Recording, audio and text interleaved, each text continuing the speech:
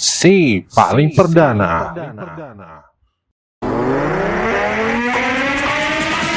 Puan Maharani kembali ditetapkan sebagai Ketua DPR RI periode 2024-2029 dalam rapat paripurna di Kompleks Parlemen Senayan, Jakarta pada Selasa 1 Oktober ini. Selain Puan dari fraksi PDI Perjuangan, rapat paripurna tersebut juga menetapkan 4 wakil Ketua DPR RI untuk periode 2024 hingga tahun 2029. 4 wakil Ketua DPR RI periode 2024-2029 yang ditetapkan berasal dari 4 partai dengan perolehan suara terbesar lainnya selain PDI Perjuangan. Berita selengkapnya dapat Anda simak dalam DNP News malam ini.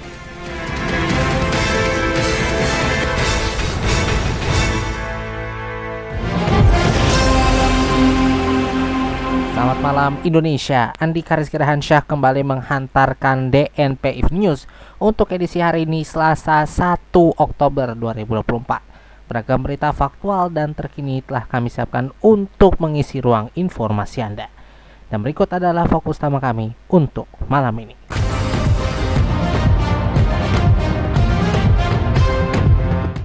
...580 anggota DPR RI periode 2024-2029 resmi dilantik. Tahanan KPK dipaksa menggunakan handphone dan membayar iuran bulanan 20 juta rupiah. Serta Gereja Indonesia berduka, Uskup Emeritus dari Keuskupan Agung Pontianak meninggal dunia.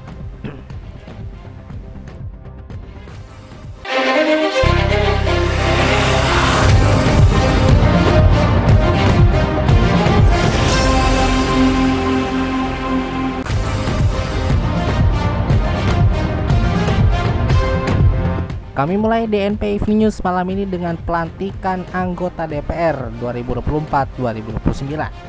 Sebanyak 580 anggota Dewan Perwakilan Rakyat atau DPR RI terpilih periode 2024 hingga tahun 2029 resmi dilantik hari ini. Mayoritas anggota DPR terpilih saat ini masih diisi oleh wajah lama. Ratusan legislator ini akan melaksanakan fungsi legislasi, pengawasan, dan budgeting. Pelantikan digelar hari ini di ruang sidang paripurna Kompleks Parlemen Senayan, Jakarta pada Selasa 1 Oktober pagi tadi. Pelantikan turut dihadiri oleh Presiden Joko Widodo dan Presiden terpilih Prabowo Subianto serta jajaran Menteri Kabinet. Sekjen DPR Indra Iskandar membacakan keputusan Presiden tentang peresmian keanggotaan DPR periode 2024-2029. Lalu 580 wakil rakyat itu mengucapkan sumpah atau janji sebagai anggota DPR yang dipandu oleh Ketua Mahkamah Agung atau MA Muhammad Syarifuddin. Setelah itu anggota DPR menandatangani berita acara janji atau sumpah yang dilakukan secara simbolis oleh 5 anggota dewan.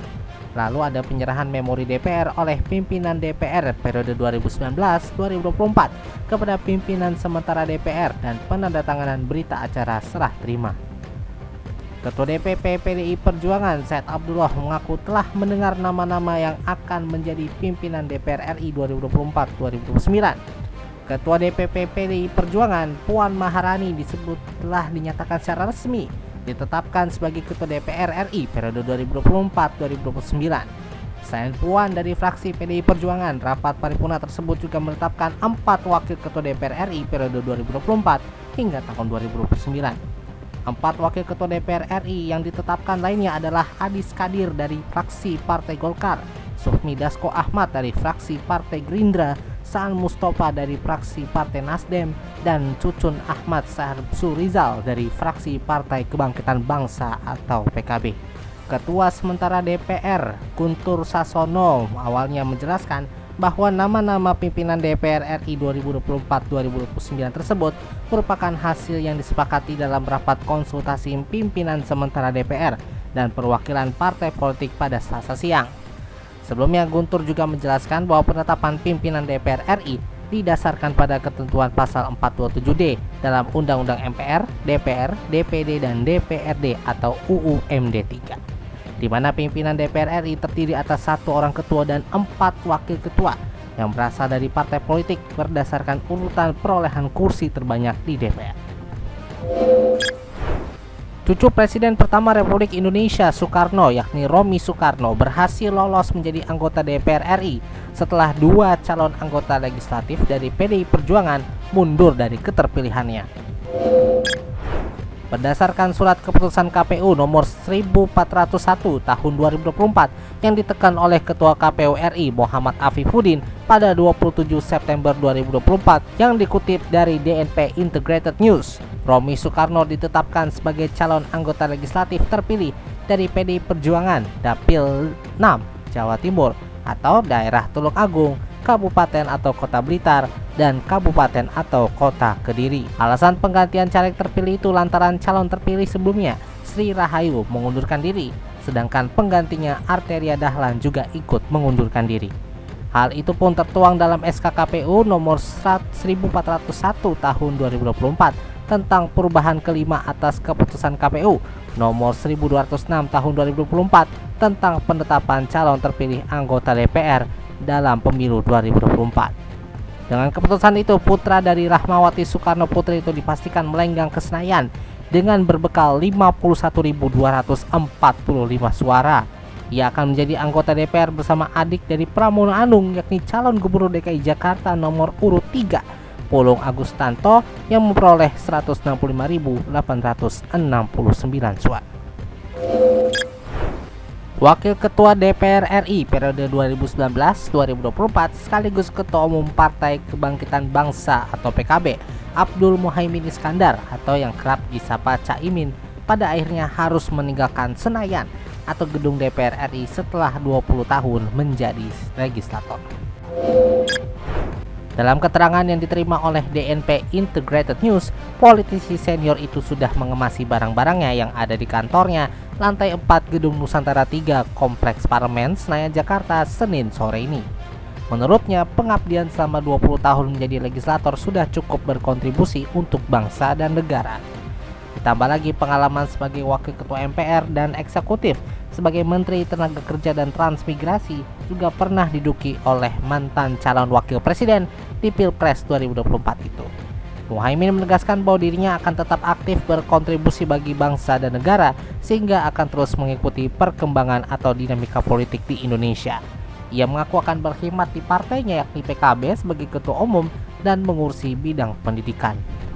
Sebelum mengemas barang-barang yang ada di ruangan kerjanya, Muhaimin juga telah berpamitan kepada semua partai-partai yang ada di legislatif.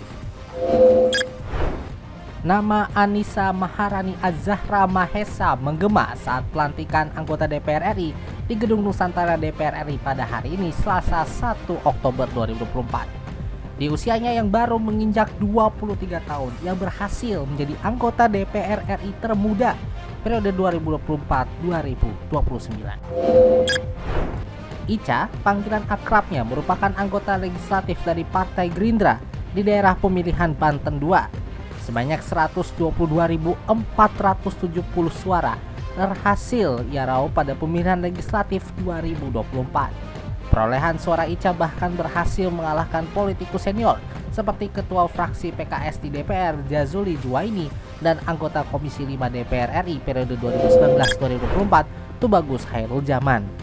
Ica dan Guntur Sasono dari Partai Demokrat ditunjuk sebagai pimpinan DPR sementara.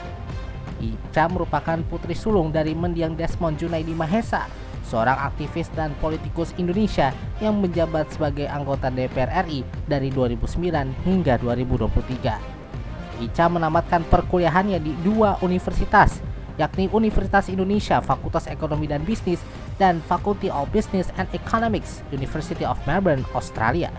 Perempuan yang lahir pada tahun 2001 itu memulai perkuliahan pada tahun 2019 di program studi manajemen. Setelah 2 tahun berkuliah di Indonesia dan Australia, Ica lulus dengan mengantongi gelar SE dan BCom. Sebagai anggota DPR termuda, Ica mengaku dirinya khawatir apakah dia bisa berkontribusi. Kendati demikian, ia yakin bisa mewakili generasinya sebagai agent of change.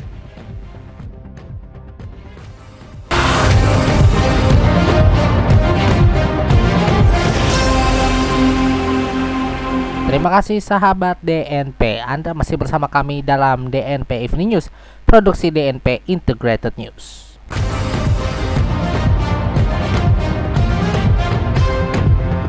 Penghuni rumah tahanan atau rutan Komisi Pemberantasan Korupsi atau KPK cabang C1 disebut dipaksa menggunakan handphone dan membayar iuran bulanan. Informasi tersebut disampaikan oleh mantan Sekdis Pekerjaan Umum dan Tata Ruang atau PUTR Sulawesi Selatan, Edi Rahmat, ketika diperiksa sebagai saksi dalam sidang dugaan pungutan liar atau pungli di rutan KPK.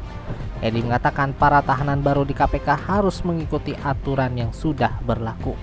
Jaksa KPK lantas mendalami apa yang disampaikan petugas rutan KPK yang kini berstatus terdakwa, Ramadan Ubaidillah dan Sofian Hadi, kepada tahanan baru. Menurut Edi, mereka menyebut bahwa tahanan yang menolak menggunakan handphone akan dimasukkan ke sel isolasi. Edi pun akhirnya mengikuti perintah tersebut. Ia memberikan kontak yang diberikan petugas rutan KPK kepada istrinya. Untuk bisa mendapatkan alat komunikasi, tahanan harus membayar 20 juta rupiah. Istri Edi kemudian menjelaskan kepada petugas rutan bahwa hanya mampu membayar uang pungli gelombang pertama sebesar 17 juta rupiah. Setelah itu setiap bulannya Edi harus menyetorkan uang 5 juta rupiah kepada petugas rutan KPK. Keuskupan Agung Pontianak mengumumkan bahwa Uskup Emeritus Hieronymus Herculanus Mumbun meninggal dunia pada Senin 30 September 2024 pukul 21:15 waktu Indonesia Barat. Hieronymus meninggal dunia di Rumah Sakit Santo Antonius, Pontianak, Kalimantan Barat.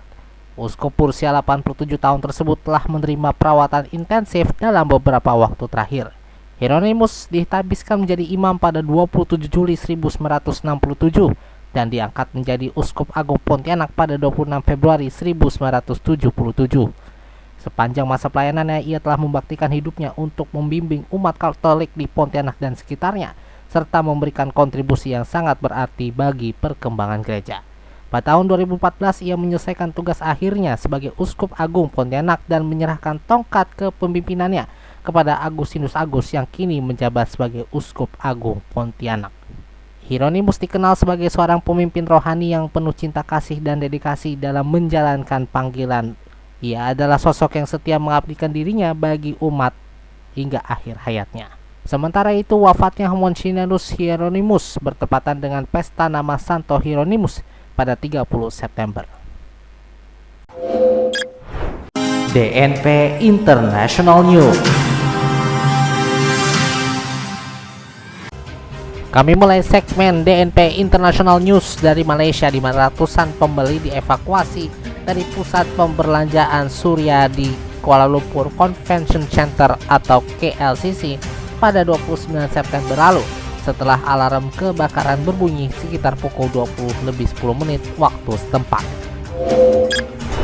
Dalam postingan pengguna X @rianwen_ui yang menulis bahwa tampaknya ada kebakaran di Food Court Mall yang terhubung dengan Menara Kembar Petronas. Dalam sebuah pernyataan, Departemen Pemadam Kebakaran dan Penyelamatan Kuala Lumpur mengatakan mereka tiba di lokasi kejadian pada pukul 20:12 waktu setempat. Api berhasil dipadamkan sekitar pukul 20:45.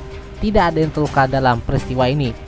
Pengguna X lain, Sean, berusia 24 tahun, mengatakan kepada The Straits Times Singapura bahwa dia sedang melayani pelanggan di sebuah toko telekomunikasi di mall ketika alarm kebakaran berbunyi.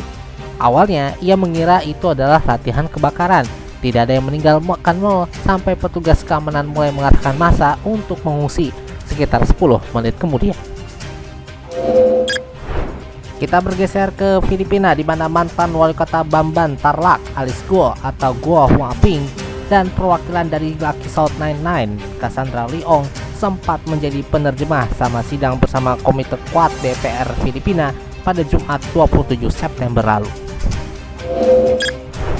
Tony Yang atau Yang Jianjin, saudara laki-laki dari mantan penasihat ekonomi Presiden Michael Yang pada masa pemerintahan Rodrigo Duterte, muncul di DPR Filipina ketika anggota parlemen sedang menyelidiki operator perjudian lepas pantai Filipina atau POGO dan perdagangan narkoba ilegal.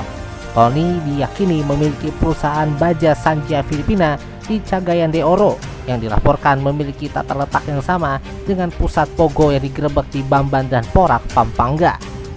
Senator oposisi Risa Hontiveros juga mengatakan ia diduga melakukan transaksi langsung dengan Baufu Land Development Incorporated milik Guo, perusahaan yang menyewakan properti di Bamban kepada Pogo.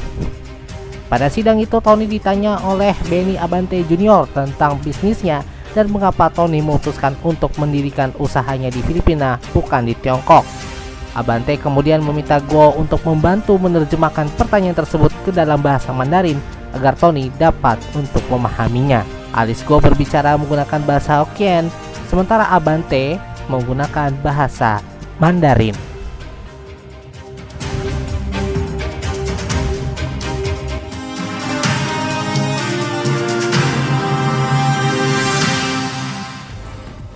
Berita tersebut mengakhiri perjumpaan kita dalam DNP Evening News edisi 1 Oktober 2024. Kritik dan saran bisa Anda sampaikan melalui surel kami di redaksi @dnpmedianetwork.com. Dapatkan berita faktual dan terkini lainnya dengan akses situs kami di dnpmedianetwork.com. Wakili kerabat kerja yang bertugas, saya Andika Rizky Ransyah. Terima kasih telah mendengarkan. Ini adalah DNP Integrated News. Lebih informatif, lebih terinformasi. Selamat malam Indonesia dan selamat beristirahat.